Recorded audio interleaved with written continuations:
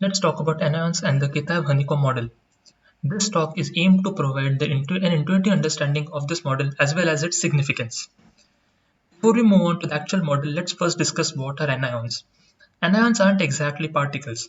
They are something called quasi-particles or collective excitations. Let's say we have two particles in three-dimension space located at two different points, and we want to swap these two particles. This can either be done in anti-clockwise way or the clockwise way. In 3D, these two processes are topologically equivalent, which means that suppose we swap these particles once, it will develop a phase factor e power I5, and after two swaps, it will develop a phase factor e power 2I5, and it will give back the original state, which means that e power 2I5 has to be 1, which means the individual phase factor after one swap has to be either plus 1 or minus 1. However, when we restrict to two dimensions, we observe something peculiar. Since there is no z-axis, the anticlockwise and the clockwise rotations or the swapping are topologically inequivalent, which means that the restriction on the phase factor is no longer there. Phase factor can now take any values between plus 1 and minus 1.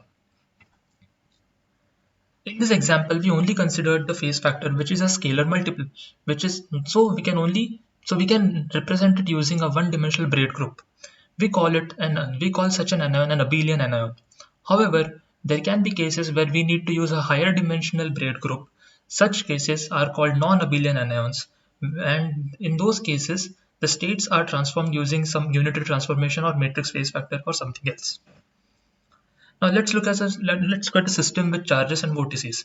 Charges and vortices individually act as bosons. However, the composite system of charge and vortices have some peculiar exchange statistics which gives them an additional phase of 2 pi eqv, because of which the composite system of charge and vortices is considered to be an anion. Now we look at the honeycomb lattice. Honeycomb lattice consists of hexagonal unit cells with spin-half particles on each of the vertices.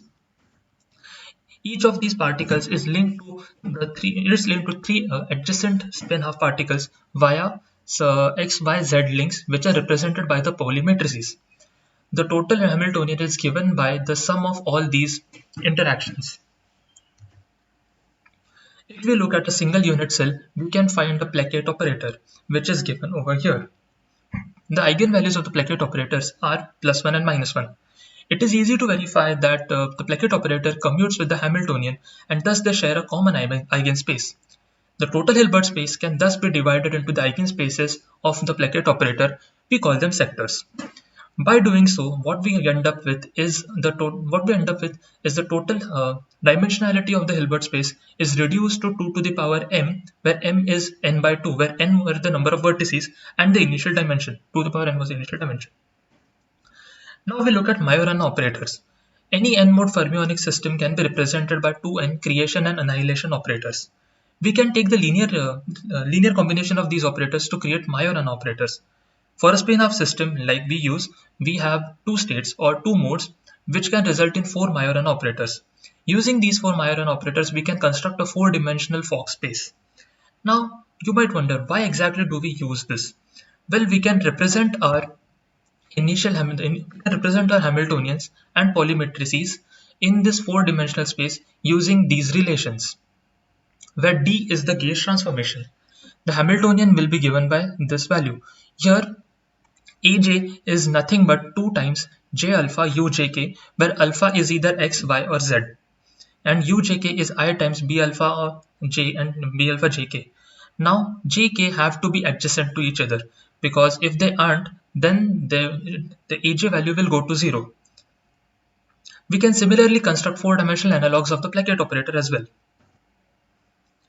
Now we are going to look at the fermionic spectrum. Now, before we do that, we need to reparameterize our system using using the parameters lambda, u, s, and t. Consider a z-link. A z-link consists of two lattice points. One of them will be an even lattice point, and one of them will be an odd lattice point. We can assign the numbers 1 or 2 or lambda and mu for even or odd. Similarly, we can assign a value s or t for the placate number. Using these, we can represent the j and k using s lambda and t mu. Again, the J and K have to be adjacent to each other. Now we define two translational vectors nx and ny, which are shown in the diagram over here. Now we go to the parameter space by taking the Fourier transform. By taking the Fourier transform, we transform the A matrix to A tilde and the annihilation creation operators using these. We can also transform the Hamiltonian. We can rewrite the Hamiltonian in these three terms. A tilde operator will have the matrix form which looks something like this, where f is 2 into e power I q x jx plus e power I q y jy plus jz. This form can be derived, however we will not go through derivation over here. The eigenvalues of this matrix are the fermionic spectrum, and this fermionic spectrum will be thus given by this value.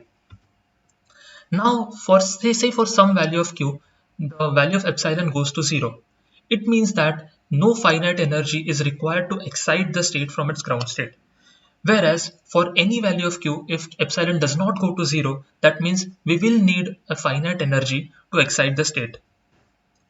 Anions need finite excitations. Since anions, thus we can't have anions in this case. However, we can have in this case. So let's determine the cases where we can't have anions. For that, your epsilon q has to be equal to 0. Solving this equation gives us the relation between jx, jy, jz, which is nothing but the triangular inequality.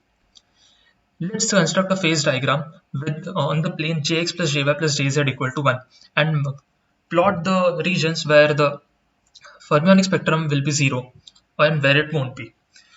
In AZ, AX and AY, these regions the triangle inequality is violated, which means that EQ won't be equal to 0, and thus these phases are called gapped phase since they have gaps in their spectrum. Similarly, the B phase satisfies triangle inequality, and thus the epsilon q will be equal to 0, and we call this a gapless phase. We have already shown that there won't be any anions in the gapless phase as it is. However, there can be in the gapped phase. We will now try to find the anionic behavior by reducing it to the model of a toric code. Now, toric code is a model which was presented by Kitaev back before he even presented this model, and he showed anionic or abelian anionic behavior in that model. For that, we consider the extreme limit case, which is jx significantly greater than jx plus jy. Doing that, we can say that the z links are significantly stronger than the x and y links, and we can transform our original lattice to which looks something like this. Here n1 and n2 are nothing but our initial nx and ny. Now, since x and y are so small compared to the z links, we can consider them as small perturbations, and you can use perturbation theory to solve these. We'll again not go over the derivation right now. However, we can just look at the result and see that this will be the result where jf is. We will now apply unitary transformation to change the vectors from nx and ny, or n1 and n2, to m1 and m2, which are shown over here. This will also transform our Hamiltonian, and it will give us a form which looks something like this. This form is the form of a toric code. Again, this is the diagram for a toric code in which the AS represent the interaction between the vertices, and the B term is interaction between the plaquettes. However, we are not really concerned with the toric code right now. What we are concerned with is the honeycomb model. So how do we relate these two? Well, we can extend it, and by extending we can show that the E and M occupy alternating vertices of the original model. Your epsilon terms, which are the fermions in the toric code model, will occupy the vertices over here. Now we will look at the gapless phase. Gapless phase, as we have seen earlier, cannot have anions inherently, which is why we need to provide an external supplement to excite this gapless phase.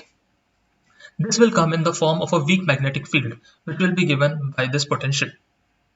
Now, this potential, since it's weak, can be considered as a perturbation, and again we can use perturbation theory to find the effective Hamiltonian, which is this.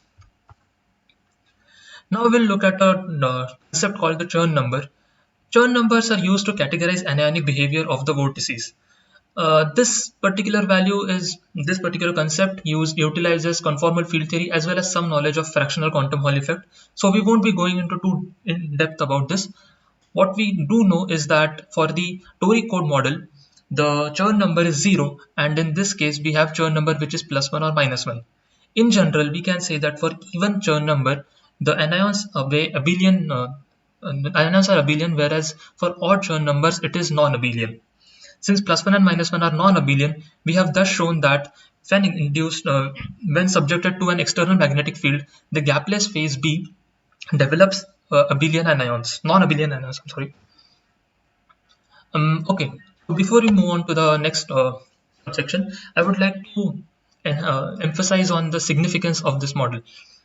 And here we have seen that where we started with a simple honeycomb lattice model. By just studying it a bit, we have seen that it can produce both abelian and non-abelian anions. It is one of the very few systems which manages to do both. There are other examples where we see only abelian anions and only non-abelian anions.